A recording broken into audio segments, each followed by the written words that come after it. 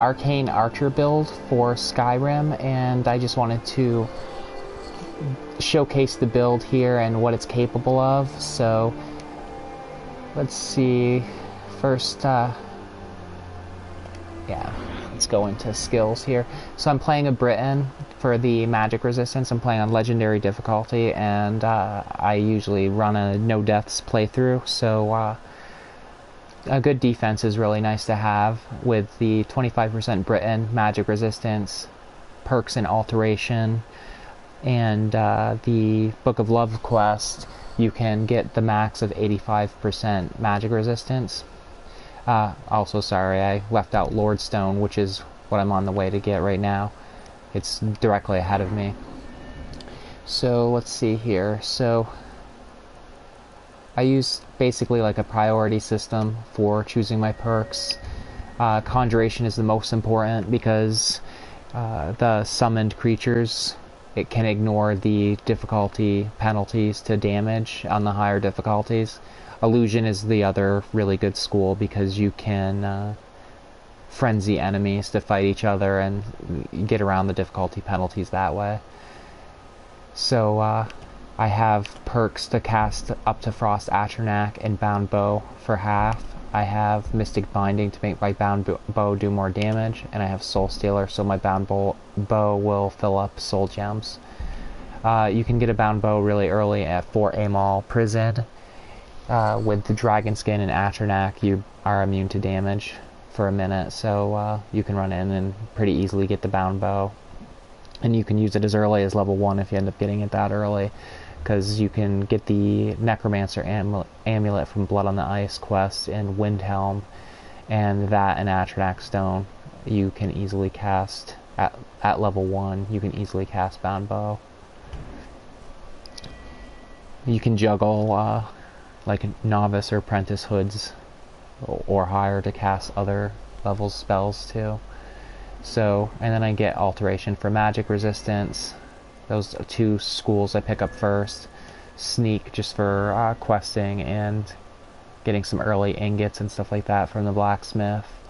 It's really important when you get up to deadly aim for 3 times sneak attack damage. I don't have deadly aim yet. I probably should have it before now, but I'm doing pretty good without it. So, and then next most is archery. Everything's gone into overdraw so far, so an extra 80% more damage. Eagle Eye isn't really needed. Power Shot is really good. I'm saving for when I get Necromage and become a vampire, so Power Shot has a higher stagger chance. You don't really need to do that. I mean, you don't even need to get Power Shot, period. It's good, but you can one-shot a lot of creatures and use paralysis poisons or whatever to disable a number of creatures that aren't immune to paralysis. Undead and stuff are immune to paralysis, but you can paralyze most other things. So, and then light armor for defense. I have 3 perks in Agile Defender and 1 in Custom Fit. I would usually go to Speech next, but and get the Merchant perk, but I only have the 1 perk for the better prices. Instead I went to Smithing. I was intending to be caught up with where I am for level for gear. I have scaled right now, but I can't modify scaled, so this is kind of wasted right now until I can get the next couple levels and level my smithing.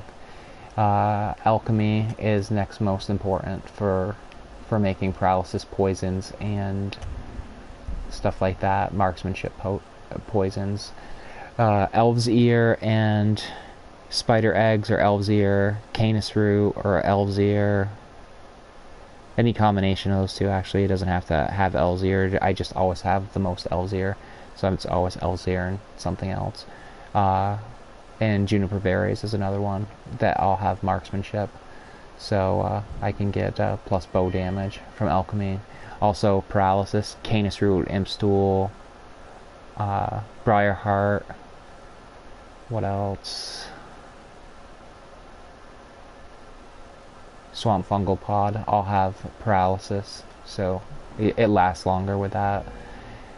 And then I pick up Enchanting, close to last. I have no perks in it yet. So that's that's basically it for that.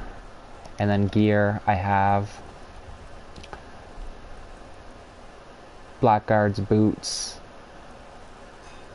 gauntlets of the old gods for bow damage, necromancer amulet from blood on the ice, ring of minor archery, scaled armor enchanted with conjurations cost 8% less, and shrouded cowl.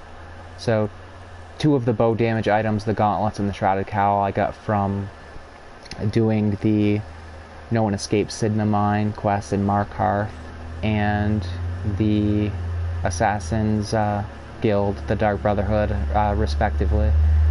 So useful to get those bonuses early on for legendary difficulty. So I'm just going to show you how this goes. Basically, I'm going to start with a stone flesh, more for leveling purposes, honestly, than for... Hopefully they never get close enough to hurt me, and then I can just take them out from a distance.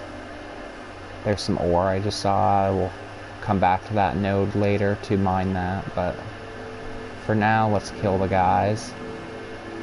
Right now I have the Atronak Stone. This is where the Lord Stone is, just north of Whiterun. Looks like those guys are fighting something already, but...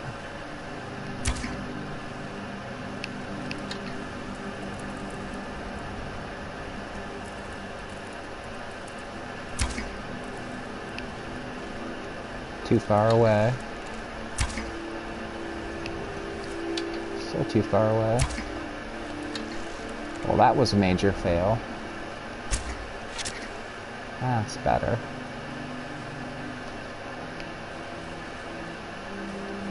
And...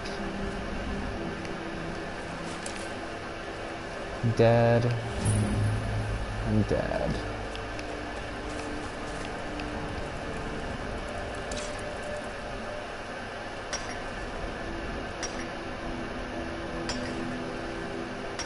Gotta get that ore, you know.